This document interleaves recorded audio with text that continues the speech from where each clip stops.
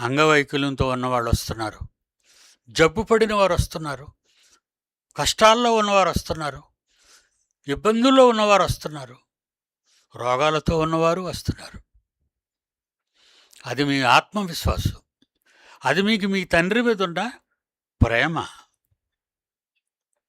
కనుక జాగ్రత్త, మీరు జాగ్రత్తగా ఉండండి. ఎందుకంటే ఒకడు మనకు విరోధి, వాడే ప్రపంచాన్ని పరిపాలిస్తున్న చీకటి శక్తి. మళ్ళీ చంపేస్తాడు. మీరు వస్తున్నారు కదా, మీ మీద వాడికి నిఘా ఉంటుంది. చివరిగా చెప్తున్నాను, జాగ్రత్తగా వినండి. మీ మీద నిఘా ఉంటుంది. రాజకీయ నాయకుల మీద మనుషులు నిఘా పెట్టి చంపుకుంటున్నారు. గొప్ప గొప్ప వారు నిఘా పెట్టి చంపుకుంటున్నారు. దేశాల మధ్యన కక్షలు వచ్చి బాంబులు పేల్చుకుంటున్నారు, చస్తున్నారు.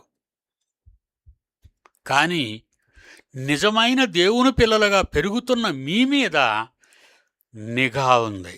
ఎవరికి? దుష్టునికి, సాతానుకి.